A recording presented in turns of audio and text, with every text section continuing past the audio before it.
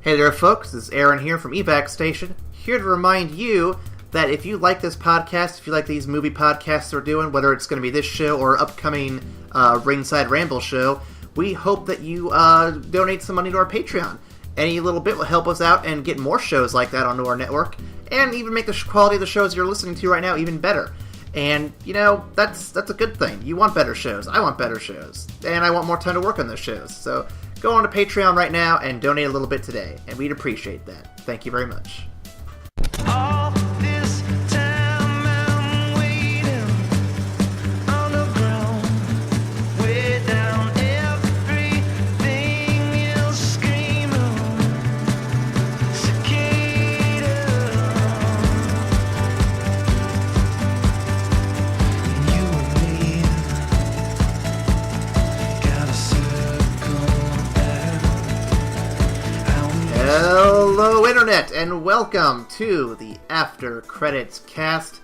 I heard an ominous rumor. It said that a podcast about movies had been evacuated from beneath the dregs of YouTube, where it had been sleeping, and it was hosted by Lord Ryupa Metters. Wish I was Mito, but that's okay. I know. Everybody wants to be Mito. I could have done Ryan Mito. That would have been alright. I could have done that. And then, it wasn't a good one for me, so I went with Arabelle Waseska. And, we don't have Nausicaa with us today, but, trust me. Damn it! Why does he always miss the ones that, like, he has the best names for? He does have the best ones when he's not around. Derp. But, welcome to, I guess, the inaugural, the first of the Studio Ghibli. This will probably actually go up in airing order first. We've recorded a couple other ones already, but our schedule's a little bit wonky this year, or this season, you'll see. Anyway, so this week, yes, we were talking about the first movie by the boys of Studio Ghibli, before Studio Ghibli even existed, and that is Nausicaa of the Valley of the Wind. Yay. Before we get into that, though, Ryan, what you been watching? What have I been watching? You know, I haven't been watching a crazy amount of stuff, but my friend, God bless him, bought the remastered version of Dark Souls, and we got drunk and were switching off on deaths at his house, so he managed to get me back into Dark Souls. So there's I started jumping into that a little bit, actually, on Steam. What are you rolling as? I got a pure quality build going. Just me and this +7 broadsword strolling through Blighttown, fucking people's days up. Nice. Last game I played was going as a Dex build, and I struggled for a little bit, but then once I got I think it's not the Astora straight sword, but like it's a different straight sword you get from the dudes in the the cathedral area, the first cathedral area. Once I got one of those drops, and it's really hard to get, it takes a while, I was pretty much mowing down everything up until I want to say Ornstein Snow is where I started having trouble at, but then it kind of just got easy from there again, so. Maybe the Boulder Side Sword? That's what it is! I can never remember the name.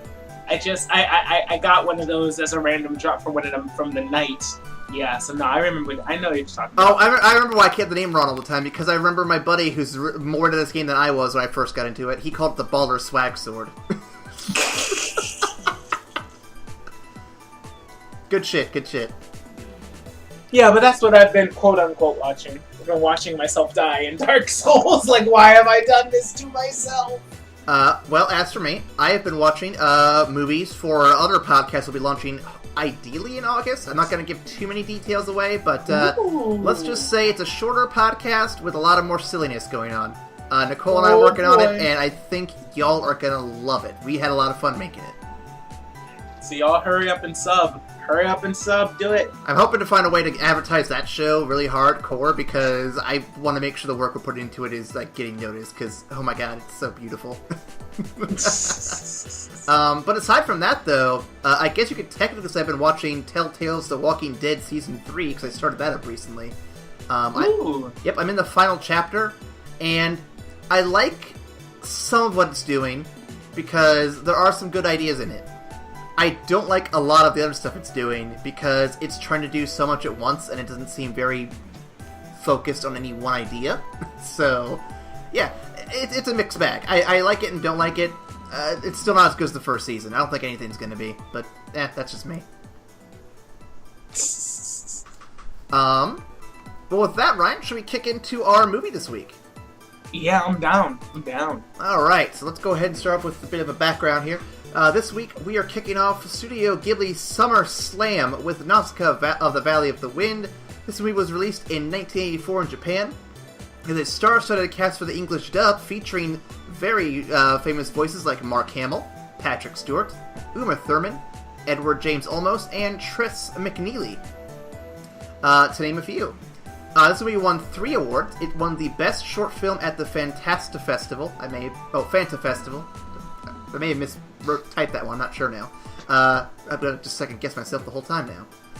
It won the Best Film at the Cinema Junpo Awards, and an Ofuji Noboru Award at the Mainichi Film Concours. Like I said earlier, it technically predates the creation of Studio Ghibli, bringing the talent that would eventually make the studio. And as a final fun fact for everybody, the original release in the States was titled Warriors of the Wind, and it features significant cuts to the film. And Ryan, you might be interested to hear some of these. These cuts include scenes like when Nausicaa first happens upon the dead Ohm at the beginning of the movie, and when we get the scene where we see her secret garden. Wait, what? Why would you cut those? Disney, Why? That's Disney for you. So, yeah. Ryan, what'd you think of this movie? I'm sorry, I'm just spitting on, 2 of the really fucking important scenes that Disney would decide to cut. Anyway.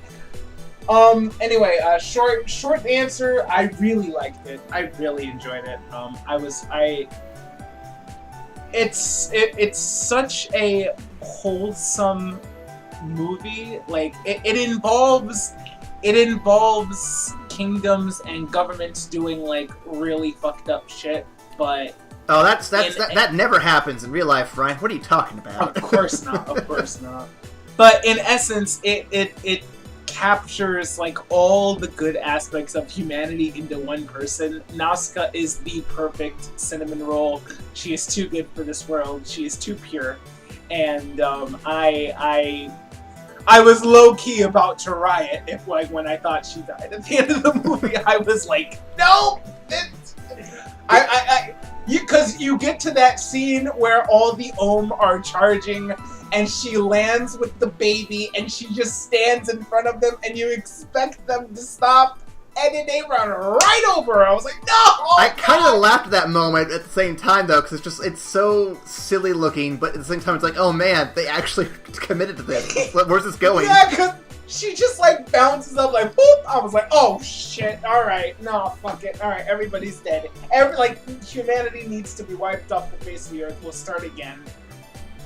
But yeah, no, I really like it. Well, my initial thoughts. While the animation is still very smooth and flowing, visually it does feel a bit more like a generic anime, given that it's also much older. So, I mean, it definitely feels like one of those older, more generic anime from back in the day. Yeah, it definitely shows its age. It does. It's not good, but it definitely shows its age. But you can definitely see a lot of what Studio Ghibli would eventually polish up and clean to improve by the time we get to something like Grave with the Fireflies. And I gotta admit, it is just nice to see their humble beginnings. It looks really good. It still looks really good, but you can definitely see the age with it, and I'm looking forward to seeing, now that we're kind of going in order, to see how they grow. I think Castle in the Sky, which we're doing next, definitely shows significant improvements, even if it's just a few of them, It does. And I really like Miyazaki's penchant for world building. You could see he was having a ball just by kind of creating like all of these different crazy things and all of these airships and the glider design, and he was just having a ball. I love those gliders. I want one of them. It was almost like separate planets every time we went somewhere new. Like the Pajit Kingdom is like a desert. The jungle looks like almost like an alien jungle. You have the Valley of the Wind. You never get to go to Tomikia? The asshole war country, but fuck them anyway. They don't deserve to live. I mean, I have words for them. Yeah, but every change of scenery felt vastly different, and it felt almost like Miyazaki was kind of flexing his creative muscles on the first movie, so I really, really liked that. Oh yeah, and I cannot wait to see him go full wild in some of the future ones. Like, I'm looking forward to Mononoke and Howl's Moving Castle. We're gonna see some... God, Mononoke. I can't wait to see Mononoke after I've seen a couple of his earlier things, because I've only really seen Mononoke and Pocoroso. Like, that's really, like, the only two Miyazaki films that I had watched, like, straight through until we started this, so it'll be really cool to see everything. So when we get to those later films, I actually want to throw some theories your way that I've been reading on the internet, because there's some interesting theories regarding these future movies, including Mononoke, that I think you're going to find really dark, but also really interesting. God damn. Alright. I can't wait for that. Alright. But let's go ahead and get a quick synopsis out of the way for those who may not have watched it along with us. That's fine, it happens. So, synopsis. Nausicaa Ripley, a princess, a scientist, and a bug tamer, is a triple threat in the Valley of the Wind, a place said to be safe from the world-ending toxic spores that threaten the whole planet. Said forest is also populated by giant-ass bug monsters, courtesy of, those old space movies with giant bugs in them. Their peaceful world ends when a fleet of ships from the kingdom of Tomikia arrives bringing their shittiest army to their doorsteps. They take over the valley, kidnap Nausicaa and some hostages, and they plan to revive a super weapon that goes, well, about as well as you'd expect. On the way back to their homeland, it is revealed that their army is funded with monopoly money since they can't seem to aim for shit and their ships are made of papier-mâché, leaving them crashed in a toxic jungle. Nausicaa commandeers a small ship, saving herself, her friend, and the evil queen. They make a safe descent into the hostile jungle, where she splits off to find the crashed gunner who took down the fleet in the first place. And she and the gunner, Asbel, or is it Asbel? I think it's Asbel, fall into a spore-free cave where she realizes the world isn't without hope, and she plans to make it back to the valley.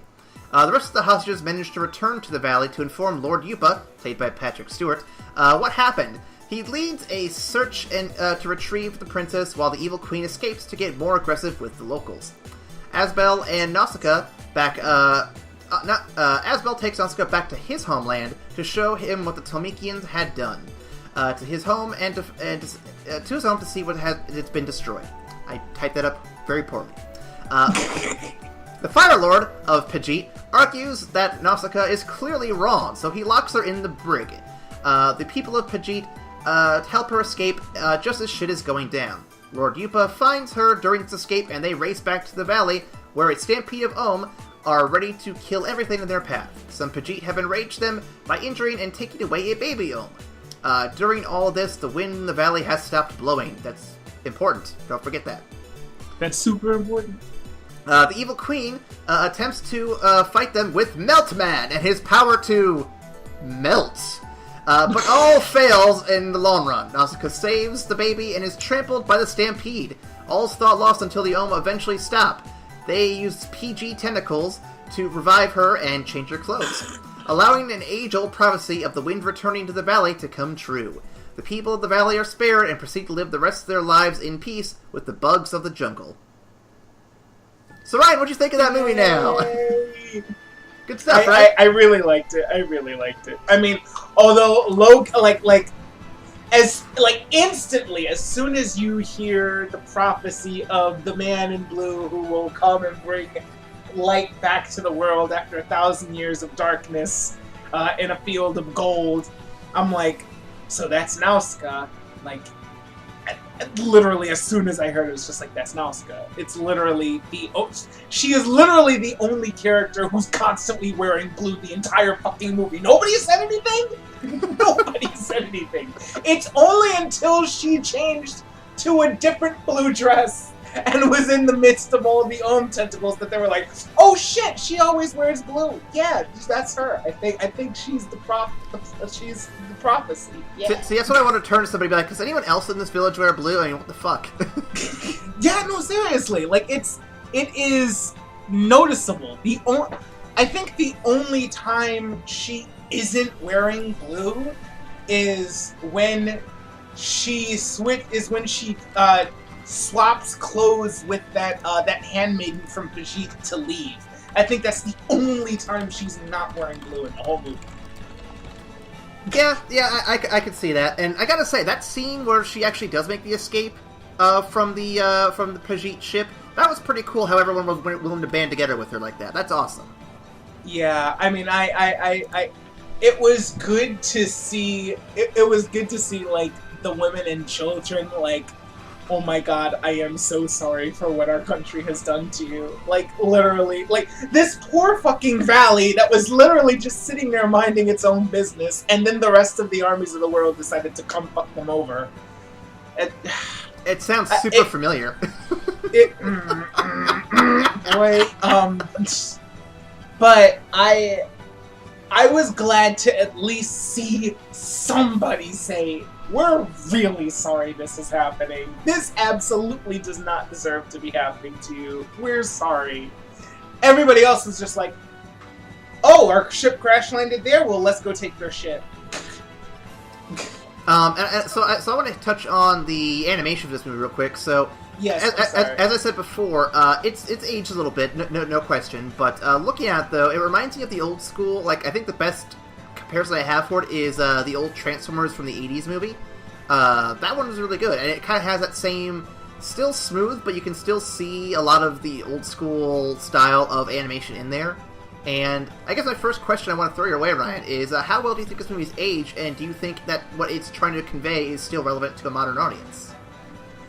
I definitely think that... So I definitely agree with you that the animation in and of itself is showing its age. Not that the animation is bad by any means, but you can definitely see that it's an older anime. But I think Miyazaki's strength is his ability to convey plots and essentially stories that are in and of itself timeless. So in this movie, you have this idea of how essentially mankind's like lust for power in whichever form it takes, whether or not people are trying to be preemptive and say, oh, well, we have to get this power so that nobody else can use it against us, or we have to get this power because these other assholes are destroying everything, and so we have to be powerful enough to destroy them. It, like, the overarching story is that all of this rush for power is what's killing the land, and if we were to come together from a place of healing and wanting to care for one another, that's truly how we make the world a better place and how we learn to live in harmony with the planet rather than destroying it, which is a timeless message. So yes, you could watch this movie 50 years from now and it would still be relevant, definitely. Excellent. I gotta agree. I think that most of the messages you get in the Miyazaki films are going to end up being timeless when you look back at them. I mean, we saw Grave of Fireflies last last recording, and that still is relevant. This movie is more on the positive environmentalist side of messaging, and I think you get a lot more of those with the Miyazaki films than with any other messages, but it's still relevant, it's still important. Just because we can attain great power, just because we can industrialize and do these big things, doesn't mean we should, because there's still a world we have to respect and nature we have to keep in check, because we can't just do insane things and let the world just fall away and go to ruin. That's part of the message here, I would say. So yeah, I would say that a lot of that is incredibly relevant. And like I say, in the animation, I think we're all both the same age. It's age, but I'm not gonna lie, I really do actually like this old school animation quite a bit. So it's tickling the nostalgia bone pretty good. I like it. Yeah, no, absolutely. How do you feel about Nausicaa as a protagonist? I know you said she's a cinnamon roll, but I want to know what you think about her. Like, is she a good character? Is she a good protagonist? Does she command the scene really well? Like, what do you think? I've never seen a protagonist so committed to to pacifism. I've never seen a protagonist in an anime so committed to pacifism. Like, you only see Nausicaa snap one time, and it's when they break in and kill her father. Like, literally, no justification, no nothing, just showed up, tanks, armored guys, waltzed up into the castle, murdered the king without saying shit. And Nausicaa lost it and started killing everybody. It was so cathartic when I was with her. But then she like kind of remembers herself and she works towards the protection of her people and the protection of humanity overall, which is so I love it. I'm not certain how much I almost said I'm not certain how believable it is, but that's not quite right, because I definitely believed that was Nausicaa's character. It was just so pacifistic. I think there are certain elements where it does feel a bit much. Like, I think during some of the flashbacks, I feel like she might have been a bit much. But so fun little fact here, Ryan. So you know me. You've known me for a few years now. But I bet you didn't know that I have actually never been in a fight of any kind before. Like, never been like, I've been in arguments, but I've never been like in a fist fight or drawn in any kind of like, you know, physical altercation, I guess it would be. Largely because I don't like hurting people. I don't like to fight people, and I do my best to stay out of the situation as best I can.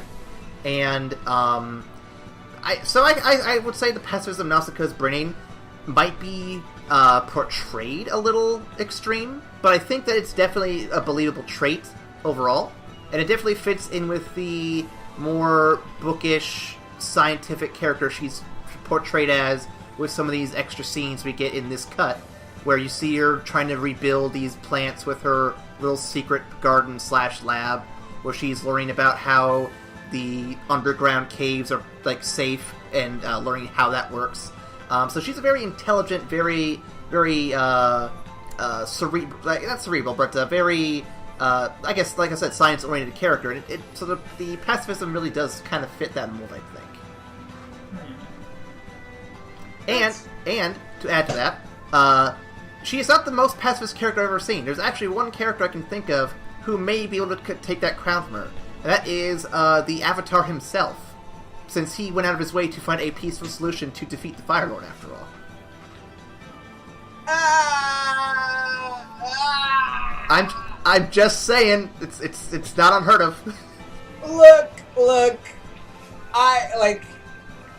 I'm not gonna debate that Aang is definitely up there in terms of pacifism, but when push came to shove, Aang was willing to wreck some people. Nausicaa fought one time and then did everything in her power to never fight again. True. And I respect it. I definitely respect that. So I would definitely say Nausicaa takes it over Aang. If we're talking about the Pacifism Awards of 2018, then yeah, it's Nausicaa. That's fair. I'm just saying that she's not the only pacifist out there, and there's other great examples of it too. So Definitely. You're right. Alright, so now that we've talked about characters that we love, can we talk about characters that we fucking hate? Oh, do you mean the Tomikians? I have a question for that, actually. So here's a question, Ryan. Why do you think the Tomikians are such a shit army? God, they're just shit people. They're all horrible. They're all god awful. I could appreciate the excuse me. I could appreciate the character development that we were getting with Kushina. Am I saying her name right? That was the second in command, correct? So Kushina is the golden armored woman. Oh, okay. Right, who was voiced by Uma Thurman, and I swear every time I watch these, I keep forgetting that they get like really good English actors to do the American voice, the English voices. I cannot talk about Castless Sky about that. I instinctively watch it in Japanese with the sub, and then I'm at the end and it's like, oh, the king is voiced by Patrick Stewart. I'm like, what the fuck? Wait, what? Damn it! Lord Mito was voiced by Edward James Olmos. God damn it! I missed all of this. Yeah, I'm But watching. yeah, I think I may have mentioned it when we were recording last time, but I'm watching it in the dub version just that way we don't have to worry about subtitles on our side. Plus, I want myself and Amanda to be able to enjoy the artwork as well as the animation and not focus on reading a bunch of shit. So that's real. That's real. I personally enjoy just reading subtitles, like regardless. But so it's always if there is a subtitle version, I'm gonna look for it. But I keep forgetting that the English actors are really good too. So yeah, that's my fault. That's my fault. But back to Kushina. I really enjoyed getting more of her character arc, and I think she did a better job of representing the Tolmekian point of view, where it was mostly they're coming from the standpoint of like everything that humanity's lost and the pain and rage that accompanies that loss. So like as herself as a character who is disabled and has lost an arm to the insects and a couple legs, and a couple legs. Wait, was it confirmed that she lost her legs? Well, when you see her out of the full armor, you see her in just the leggings and in the one arm. I cannot imagine you just have the two. I at least one of the legs. I'm assuming both though. I don't know, man. I mean, like unless their prosthetic game is like god tier in this particular land. Which I thought she was just rocking armor on her legs. Well, there is a line in the English dub. I don't know if there's one in the Japanese version, but in the English dub, she does mention that when they ask her about her one arm missing, she's like, "Yeah, whatever man I'll marry will be surprised with what else is there." Oh, you're right. You know what? You're right. You are right. I have forgotten about that line. You are correct. Okay, so yeah, it's more than likely that at least one of her legs is gone too. But she lost so much, and she's reacting to that with pain and rage. And from that place, literally anything is excusable as long as it gets you to the end goal of destroying the people that have taken all of this away from you. Which is an ugly facet of humanity, but it's definitely a realistic one. It's definitely a darker, more spiteful look at humanity, I would say, yeah. Absolutely. So yeah, I hated the Tolmekians in general because 99.8% of them were all, oh, we're just gonna take your shit. We're in big armor. Fuck you. But the leader actually gave them some depth. So I was like, they're still assholes, but I get it. I like the one line, too, by her second in command when they're walking around in the lab when they're building the new giant warrior thing. Mm-hmm. He drops a subtle line in there that hints that he's gonna get his in the end. And are you self-aware or are you just fucking so self-hating right now? I can't tell. It's really hard to tell right now. So I think I know where you're referencing, and it's interesting because in the sub, I believe the line you're referring to, he says, I'm either on the path to fortune or the path to damnation, or something like that. A very similar line, but yes. Yeah. So it's just it's almost like I feel like he's self-aware. I really do. I feel like he definitely is self-aware because at that point he doesn't know if Kushina is alive or dead, and if she's dead, then it means that he's actually in command of the army, and he's like, oh, so I might actually have a chance to get ahead in this or die trying, which to some people is definitely a thing, regardless of who you have to screw over. If you get yours in the end, then it's cool. So I think there was definitely an aspect of self-awareness in that line, surely. Oh yeah. I want to mention real quick the Tolmekians' airships. What the fuck happened? One gunner took them all out without any effort really at all. That was blowing my mind. They had these fucking flying fortresses. This dude comes in a fighter jet, makes one pass, gone, instant. I'm like, damn. Either their smaller, faster ships are packing a lot more firepower, or you guys are weak as hell and just wear a lot of big armor to look tough. I actually said that during the viewing, and I mentioned it to Amanda, and then literally 2 seconds later, one of the hostages on the ship, I think it was Mito, turns to one of the guys, one of the Tomikis, and says, your ships are in pretty bad shape, aren't they? And I'm like, oh, okay, so he's making it clear, the ships are in really crap shape. What the hell happened to this army?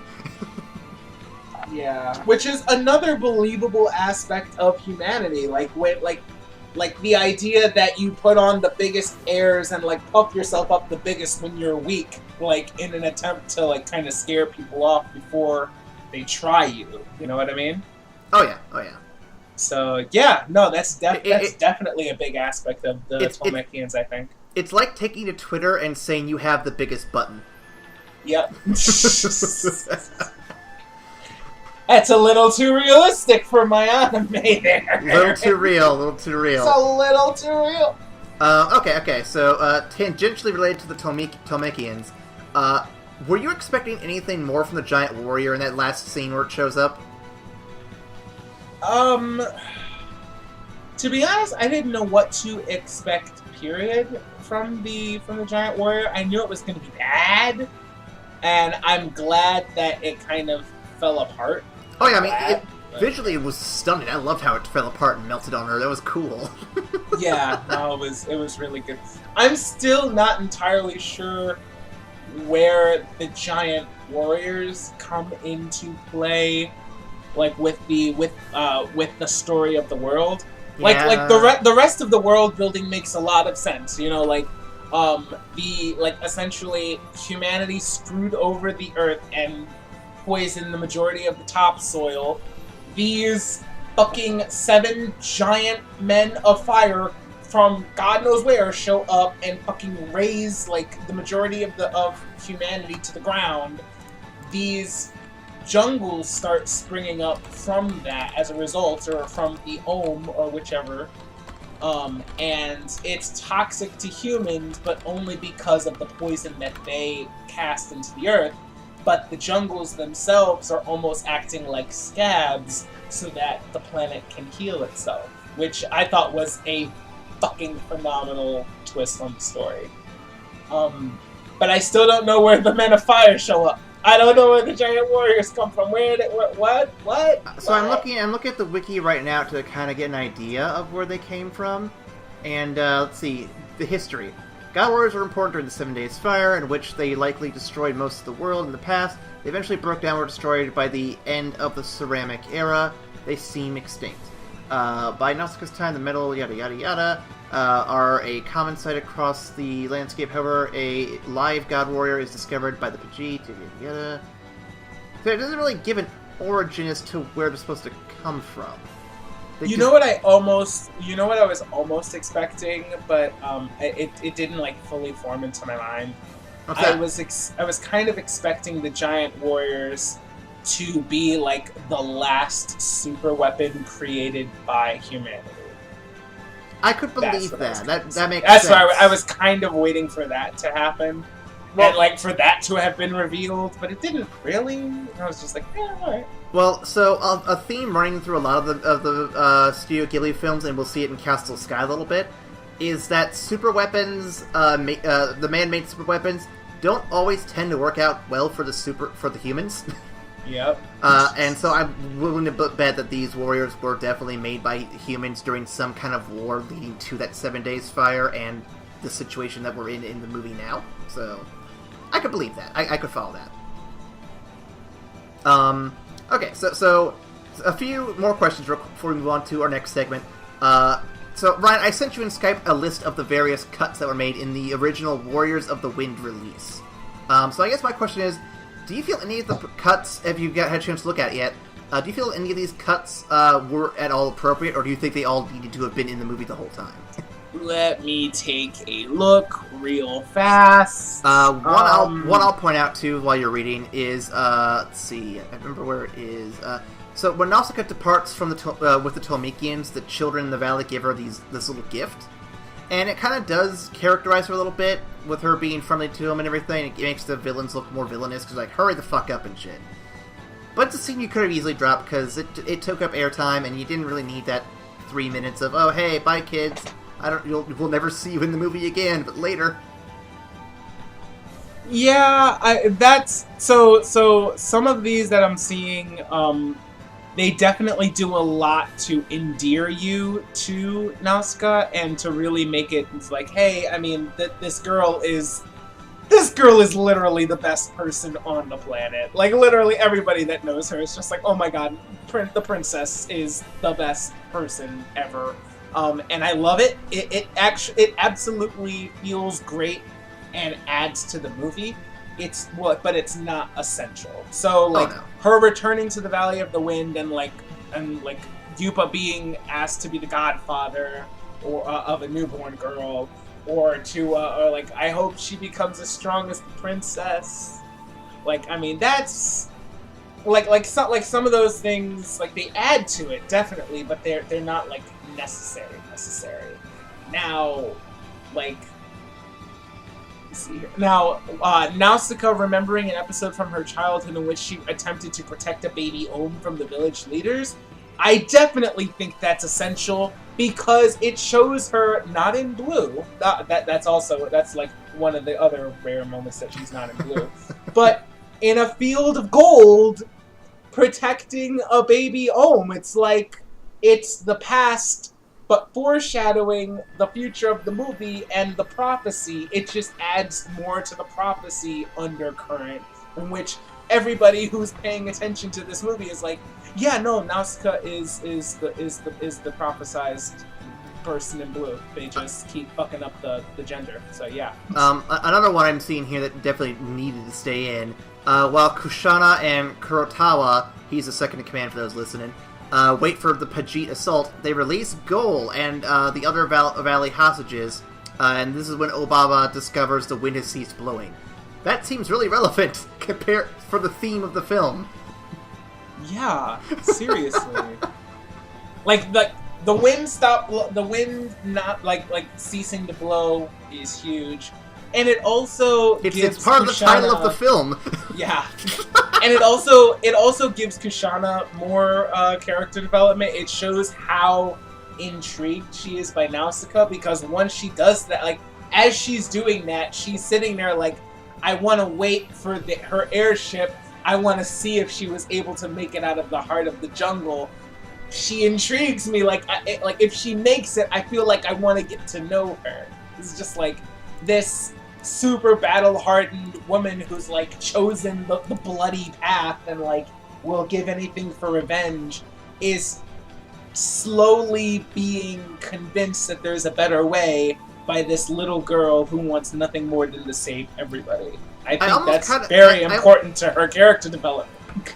I almost kind of wish she had stuck to that that mentality, because it would have made her character a little bit more redeemable, in my opinion.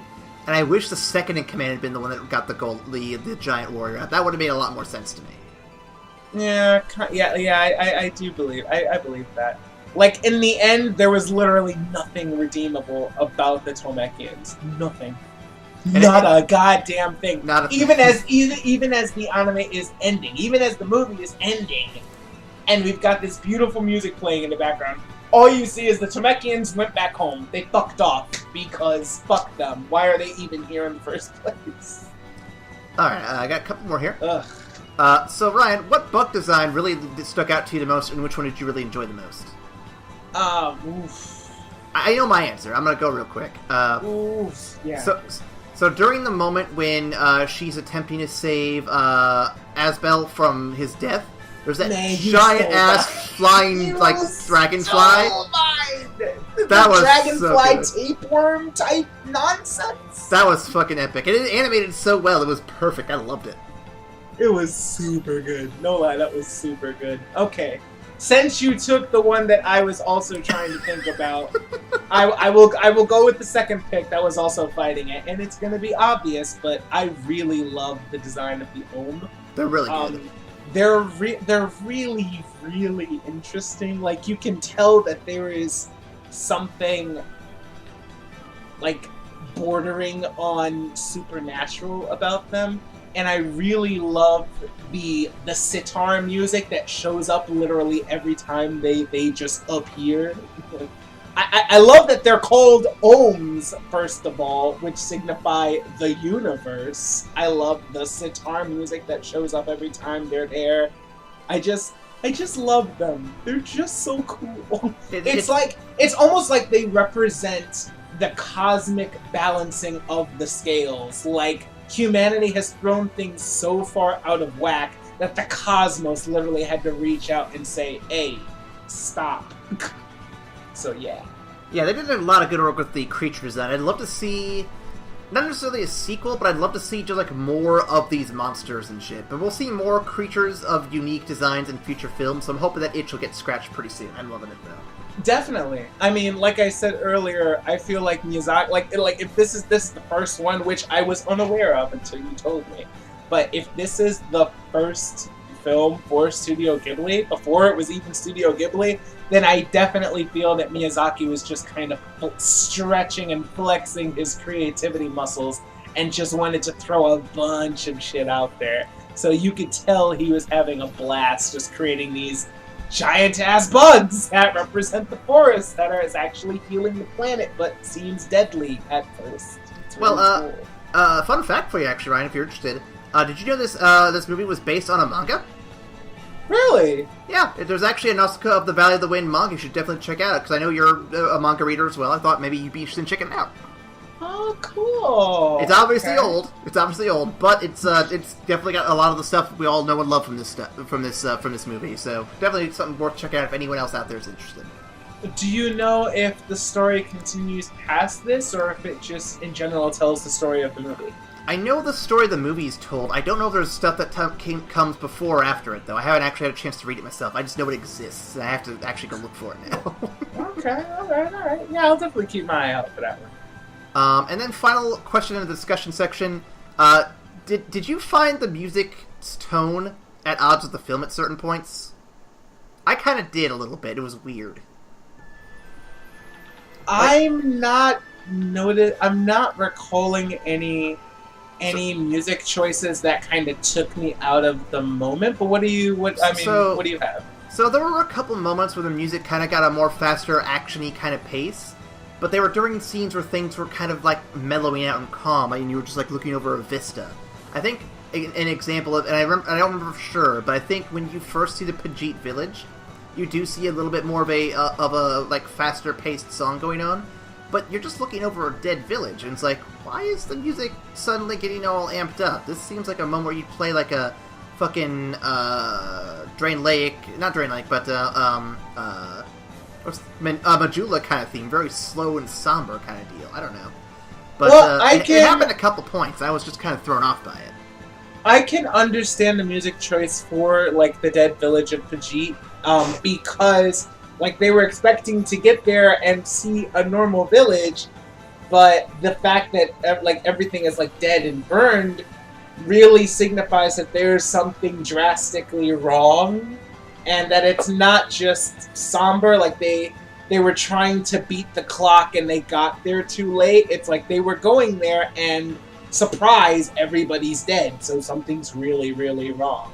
And I think it also matched with the tone of once they actually hooked up with the guys from Pajit and realized that the Pajit are also dickheads who are deciding to like throw the planet's natural defenses at anybody who gets in their way, including this poor fucking village that just wanted to live with the wind. God damn it.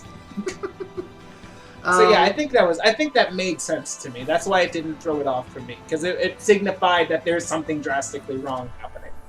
I wish I had better examples, but I can't think of them off the top of my head. I know there's just moments, though, where I expected there to be, like, quiet, somber, like, looking over shit, and it ended up being, like just some kind of sick beats. I'm like, okay, this is a lot of place. Sick beats? Get those sick beats dropping.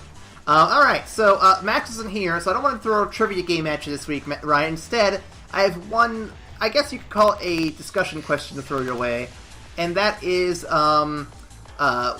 this. What anime, you can name more than one if you like, has stuck with you the most and has the deepest meaning for you?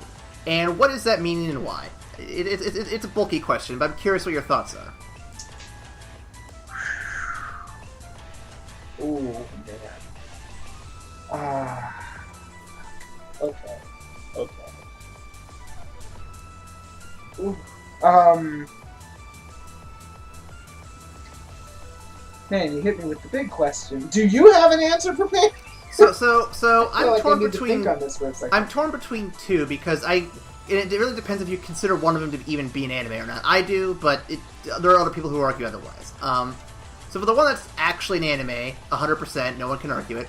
I'm gonna say Naruto, and I know I'm gonna get some cringy looks coming my way. What? Hear me out. Hear me out. Going off the first half of Naruto, ignoring Shippuden, if you stick to just like the first few arcs, where you're learning about the village, you're learning about these kids, you're seeing Naruto come into his reasoning for why he wants to be a shinobi, and all these other kids who are wanting showing up and giving their reasons. You have characters like Rock Lee, you have characters like Naruto, who are being told they're shit and they can't do anything, and they're constantly struggling against the society to show that they can do what they want to do. They can fulfill their dreams and achieve their goals, despite what everyone tells them. I find it to be just a very heartwarming message that no matter what the world tells you, if you keep pushing yourself and keep working hard to get what you want, you can eventually accomplish what you want to do. Obviously, within reason, of course. You can't fly like Superman if you just try. It's beyond reason. But in this case, Naruto can become Hokage because he's working to get the respect of the village. Lee can become a adequate shinobi because he's gonna master taijutsu. And you have all these other kids who have these similar things going on. It's just a very refreshing, heartwarming thing to kind of look at when you go back to the older stuff. Newer stuff doesn't quite hold up that well by comparison. Okay. All right. That's a good answer. That's a good answer. I like that. The other one, you said you had another one? Yep. The other one is sort of cheaty, but again, Last Airbender. There is literally nothing you could take away from this show that's a bad lesson. There's so many good lessons from this show, from just the tolerance of like different beliefs and cultures to just finding peaceful solutions to things. There's just so much in there. I could go on all day about just Avatar itself, so I'm going to keep that one super brief. Def. No. I wholeheartedly agree. Wholeheartedly agree. So when I think of anime that's really stuck with me, aside from the holy shit that was awesome and remember the time that guy did this and it was boss, aside from that, the really deep stuff, if I had to pick one that's really stuck with me, I would say Full Metal Alchemist. That's very fair. That's very fair. Like, the reason behind that is aside from the numerous lessons that it had to impart, the biggest ones that I thought were family and like sticking with your family and being there for them, and also it was one of the few anime that I saw tackle the idea of personal responsibility, because it starts off with your two protagonists, like with the best of intentions, doing something terribly wrong, and the entire rest of the anime is them owning up for it and trying to make it right. Like at the end of it, Ed isn't even trying to get his leg back because he's like, no, I lost that because I delved into the forbidden shit, but I just need to make sure my brother has his body back because he gave up too much for this. He gave up too much for my mistake. And so, like, the idea of them taking personal responsibility and having that be a core tenet of an anime, I think it was fantastic. Definitely. Oh yeah, no, I would definitely say you hit the money on that one for sure. But yeah, that's gonna be our, I guess you could call that, bonus discussion question. I'm not sure what we'd call that little bit there, but, I'll throw those in every time when we, randomly, whenever we don't have, like, a trivia or something going on. I'm trying to vary it up a little bit, vary that formula. So if you guys have questions out there that you want to throw our way, that you're curious about, similar to that one, please go ahead and send them to our mailbag segment, which is going to be evacstation@gmail.com. You can also reach out to us on Tumblr, Twitter, or Facebook, and leave comments there as well. We'd love to answer any questions you have in regards to anime in general, Studio Ghibli, specific characters or movies, whatever you want to do. And we'll try to answer them as best we can in the episodes, or even we might even do like an appendix episode at the end that kind of just answers all the questions we may or may not get by that point. Who knows? We'll see. So Ryan, next episode, looks like you and I are going to be discussing Castle in the Sky. Man, this is so cute. It was so cute. Before we close out, though, let's give our final thoughts on Nausicaa Valley of the Wind. Ryan, how would you rank or rate or recommend this movie? I think I thought it was fantastic. If we're doing the kind of like platinum to bronze ranking system that we've been doing for the other ones that we've been working on, I would give this a gold. I would say it's definitely amazing. And if you've seen it when you were really, really young, I can absolutely understand why it would be like one of your childhood favorites, and like, and would definitely have like that added nostalgia factor. It's just like, oh yeah, it's my favorite Miyazaki film because I saw it when I was 5 and it was amazing. Definitely. That being said, I would not say that it's like an end-all classic that literally everyone has to see and will be made better for seeing it. I think it's fantastic, and definitely show it to your kids, but it's not required viewing to make you a better person, I would say. Yeah. I would say it tickles all the right nostalgia bones for me, but it's definitely still in the high silver, medium gold level. Yeah. Definitely in that range. It's good, worth checking out. But I would say it's not going to make you a worse person for never having seen it. Yeah, definitely. So everyone, thank you for watching, and remember to check us out on social media platforms, Tumblr, Twitter, Facebook, our Patreon. You can donate there to help keep this show running. We'd appreciate that. And of course, our email. Ryan, what is that email again? That is evacstation@gmail.com. And if you would like to help us out with any of that stuff, please sure to email us, comment, donate, all that stuff. Next time is Castle in the Sky, and we'll see you after the credits. Bye.